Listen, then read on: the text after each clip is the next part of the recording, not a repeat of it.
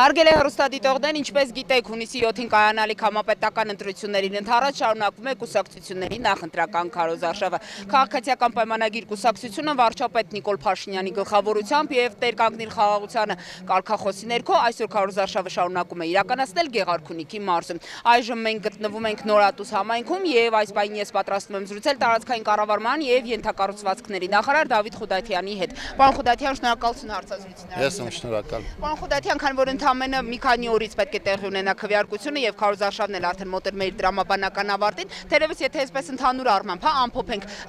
ինչպես ընթացավ այն, ինչ սպասելիքներ, ինչ ակնկալիքներ դուք ունեիք, որոնք գուցե նաեւ արդարացան այս ընթացքում։ Հաստատի այսօր մեր մարզային քարոզարշավի վերջին օրն է։ Երկօրյա Գեղարքունիքի մարզի քարոզարշավը այսօր կավարտենք եւ կամփոփենք Գավառի կենտրոնական հրապարակում ամփոփիչ հանրահավաքով։ Պետք է ասեմ, որ բոլոր մարզերից իմ տպավորությունը հետեւյալն է, որ քաղաքացիները գնահատում են նախ Հայաստանում հաստատված խաղաղությունը, ինչը ամենակարևոր փոփոխությունն է դերևս վերջին տարիների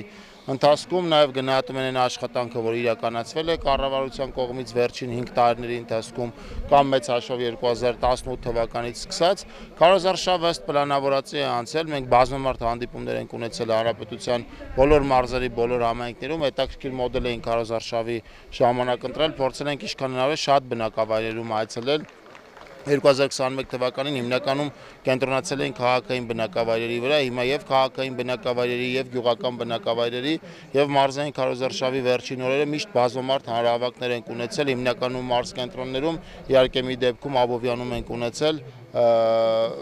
բոլոր հանդիպումները անցել են մեզ համար հետաքրքիր ուրեմն մտքերի փոխանակմամբ, տեսել են քաղաքացիների ջերմությունը եւ դրանով պայմանավորված վստահություն ունենք, որ քաղաքացիական պայմանագիր կուսակցությունը ընդամենը մի քանի օրից կայանալիք ազգային ժողովի ընտրություններում ստանալու է քաղաքացիների բացարձակ մեծամասնության քվեն եւ ձևավորելու է սահմանադրական մեծամասնություն հետագա 5 տարիների ընթացքում այդ քվեով ծառայելու Հայաստանի Հանրապետության քաղաքացիներին։ Քանի տոկոս եք ակնկալում, պարոն Խուդայթյան, տեսեք, սա հարցնում եմ, որովհետեւ օրերս Եվրանյուզ միջազգային լրատվամիջոցը հրապարակեց նաեւ հարցումների արդյունքները, ըստ որի քաղաքացիական պայմանագիրը 65%, Հայաստան դաշինքը 6%, Ուժեղ Հայաստանը 12%, այսպես ըստ հարցումների առաջատարը հենց քաղաքացիական պայմանագիրն էր, ուզում եմ հասկանալ այդքան սպասելիքներ ունեք։ Մեր սպասելիքը սահմանադրական մեծամասնություն ձևավորելն է, ինչը թույլ կտա մեծ ծավալի աշխատանք իրականացնել բոլոր ուղղություններով հաջորդ 5 տարիների ընթացքում եւ վստահ եմ, որ մեր այս հանդիպումներն էլ տալիս են այդ վստահությունը, որ քաղաքացիական պայմանագիր կուսակցությունը կստանա քաղաքացիների ճնշող մեծամասնության քվեն, կարողանա սահմանադրական մեծամասնություն ձևավորել, բայց նաեւ խնդրում եմ քաղաքացիներին, որ իրենք հանգիստ վիճակում չլինեն այս առումով, չմտածեն, որ ընտրությունների ելքը որոշված է, որովհետեւ ընտրությունների ելքը իրենցից յուրաքանչյուրն է որոշում եւ շատ կարեւոր է, որ այդ օրը անկախ զբաղվածությունից յուրաքանչյուր քաղաքացի այդ ժամանակը գտնի, անպայման գնա ընտրական տեղամաս եւ Տեր-Կանգնի խաղաղությանը, որովհետեւ նորից պետք է ասեմ, իրողությունների փոփոխության պայմանավորված 2018 թվականի Թավշյա Բռնի հեղափոխությունից հետո ընտրությունների արդյունքը Հայաստանի Հանրապետությունը որոշում է մի մարդ եւ այդ մի մարդը Հայաստանի Հանրապետության քաղաքացին է, այնպես որ յուրաքանչյուրի քվեն խիստ կարեւոր է եւ քանի այդ քվեն չկա, ոչ միտեղ հանգիստ լինել պետք չի։ Ըստ ձեզ քարոզարշավը ընթանում էր բովանդակային առումով, կուսակցություններ ներկայացնում են, օրինակ դուք օրինակ մասնավորապես քաղաքացիական պայմանագիրը կարողացավ բավականաչափ ներկայացնել իր ծրագրային դրույթներ, այն փոփոխությունները, որոնք պատրաստում եք առաջիկա 5 տարիների համար իրականացնել, որտեղ այս ամբողջ ընթացքում, պարոն Խուդայթյան, տեսեք, նաև տեսնում ենք մենք փոխադարձ վիրավորանքներ, փոխադարձ այս նաև կոշտ հռետորաբանություն վարչապետ Փաշինյանի ընդդիմախոսների միջև տարատեսակ էր, այսպես խոսիքը։ Եվ ըստ էության բովանդակային առումով օրինակ նաև քաղաքացին ինչպես է կարողանալու ճիշտ կողմնորոշվել, ինչպես է կարողանալու ճիշտ ընտրություն կատարել նաև այս մեծ մրցակցության նման ընդհանուր մթնոլորտում։ Այն քաղաքական ուժերը, որոնք բովանդակային ասելիք ունեն, իրենք իրենց բովանդակային ասելիքը բավական ժամանակ ունեցել են ներկայացնելու, շուրջ 1 ամիս է տևել քարոզարշավը, իսկ այն քաղաքական ուժերը, որոնց ասելիքը բովանդակային առումով գոյություն չուներ, այդ քաղաքական ուժերից շատերը փորձել են ապավինել ընտրակաշառք բաժանելուն, որոշները ընդհանրապես պասիվ են եղել եւ քաղաքական process-ներով չեն զբաղվել, մեծ հաշվով շատերի մասին վստահ եմ քաղաքացիներից շատերն էլ տեղյակ չեն, որովհետեւ մեծ թվով քաղաքական ուժեր են ուրեմն առաջադրել, որոնց զգալի մասը այս ընթացքում պասիվ են եղել, հիմնական մի հատված, հիմնական քարոզարշավը կազմակերպել է Մայրաքաղաք Երևանում, մեր մասով մեր ասելիքը վստահաբար քաղաքացիներին կարողացել ենք տեղ հասցնել։ Պարոն Խուդայթյան, շատ կարևոր է նաև օրինակ քաղաքացիական պայմանագրի, այսպես հավանական հաղթանակի դեպքում շատ կարևոր է նաև պարլամենտական կառավարման կառավարման երկրում ունենալ որակյալ կառուցողական ընդդիմություն, որպեսզի կարողանան բոլոր այն նախագծերը, խնդիրները կամ առաջիկա անելիքները, որոնք որ պետք է իրականացվի, կարողանան ճիշտ այսպես նաև բովանդակային առումով ճիշտ մթնոլորտում դրանք անցկացնել։ Նաև ընդդիմության առումով օրինակ, եթե կրկին Հայաստան դաշինքը վերընտրվել, օրինակ, որպես ընդդիմություն, նկատի ունեմ, վերընտրվի անցնի խորհրդարան, այս դեպքում նաև ուժեղ Հայաստանը, մենք այս առումով արդյոք ունենալու ենք նախորդ պարլամենտից զգալիորեն ինչ-որ տարբերվող պարլամենտ։ Մենք աշխատանքի հետ կապված մտահոգություններ չունենք, որտեղ սահմանադրական մեծամասնություն ստանալու պարագայում մենք կարողանալու ենք աշխատանքը կազմակերպել եւ դրանից այն փոփոխությունները չեն տուժելու, դրական փոփոխությունները չեն նվազելու, առհասարակ եւ իշխանության եւ ընդդիմության հարցը որոշում է Հայաստանի Հանրապետության քաղաքացին եւ քաղաքացիների մեծամասնությունը ում նպատակահարմար գտնեն իրեն կտեսնեն որպես իշխանություն, մնացած մասին կտեսնեն որպես ընդդիմություն, ինչ վերաբերում է Հայաստան դաշինքին, անկեղծ ասեմ, ես չեմ տեսնում այն հնարավորություն, որ Հայաստան դաշինքը կկարողանա ուրեմն շեմը հաղթահարել, բայց եթե այնուամենայնիվ իրենց մոտ դա ստացվի եւ մի քանի մանդատ ունենան ներկայացված ազգային ժողովում, իրենց աշխատանքը նախորդ շրջանի աշխատանքից շատ չի տարբերվելու։ Պարոն Խուդայթյան, տեսեք, օրինակ ձեր ընդդիմախոսներից Էդմոն Մարուքյանը, որը առաջադրվել է այս ընտրություններում որպես նաև վարչապետի տեխնացու, հայտարարում է օրինակ, որ բացարձակ մեծամասնությունը չարիք է ցանկացած պետության համար, որովհետև նման բացարձակ մեծամասնությամբ իշխանություն ունենալու դեպքում որոշումները կայացվում են մեկ անձի, մեկ կուսակցության միջոցով եւ նման դեպքում այդ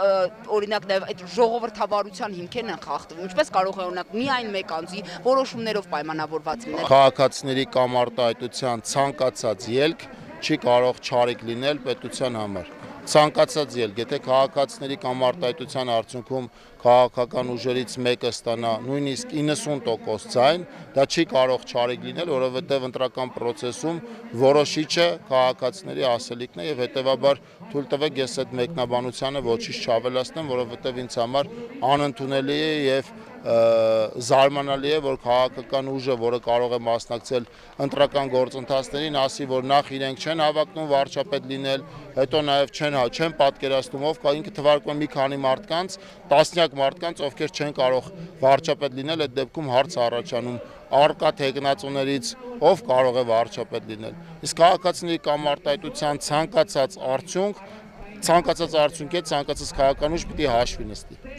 Պարոն Խուդայթյան, ձեր ընդդիմախոսներից եւ նաեւ ձեր նախկին թիմակիցներից Հայկ Մարությանը օրինակ անդրադառնալով նաեւ այս խաղաղություն թե պատերազմ դիլեմային ասում է, որ սա իշխանությունների կողմից գեներացված այսպես կեղծ թեզ է, սա ժողովրդի վախի վաճառք է այս ամբողջ ընթացքում, նկատի ունենալով քարոզարշավի ընթացքում վախի վաճառքով է զբաղված, որովհետեւ ասում է չկա նման բան, որ օրինակ քաղաքացիական պայմանագրի հեռացման դեպքում Հայաստանը կրկին հայտնվելու է պատերազմի մեջ։ Ես պիտի ասեմ, որ ցավոք սրտի վերջին տարիների ընթացքում 2020 թվականին եւ դրանից հետո հաջորդած 2-3 տարիների ընթացքում Հայաստանի Հանրապետության քաղաքացիները տեսնեն թե ինչ է նշանակում պատերազմ, ինչ է նշանակում ապրել մի երկրում, որը պատերազմի մեջ է եւ փառք Աստծո վերջին 2 տարվա ընթացքում Հայաստանի սահմաններին հակառակորդի կրակոցից ոչ զոհ, ոչ վիրավոր չենք ունեցել եւ խաղաղության վիճակն են քաղաքացիները հասցրել տեսնել եւ այդ տարբերությունը իրենք մեծ հաշվով տեսնում են եւ գնահատում են եւ այս ընտրություններում առանցքային եւ վճռորոշ գործոններից մեկը լինելու է Հայաստանում վերջին 2 տարվա ընթացքում, իսկ ավելի կոնկրետ 2025 թվականի օգոստոսի 8-ից հաստատված խաղաղությունը եւ պատահական չի, որ քաղաքացիական պայմանագիրը տեր կանգնի խաղաղության կարգախոսով է մասնակցում ընտրություններին, որովհետեւ այո, այս ընտրությունները առաջին հերթին խաղաղության պահպանման եւ նաեւ դրանից բխող Հայաստանի Հանրապետության անկախության պահպանման, ինքնիշխանության պահպանման մասին ընտրություններ են եւ մենք այս ուղերձն ենք փորձել քաղաքացիներին տալ վերջին 1 ամսվա ընթացքում Հայաստանի Հանրապետության տարբեր մարզերում քարոզարշավի ընթացքում եւ վստահ եմ, որ քաղաքացիները այս ուղերձը շատ լավ ընկալել են եւ առաջիկա ընտրություններին քվեարկելու են խաղաղության համար, որտեղ երբ կա խաղաղություն, մնացած ամեն ինչ հնարավոր է լրացնել ստեղծագործ աշխատանքի շնորհիվ տնտեսության զարգացման միջոցով,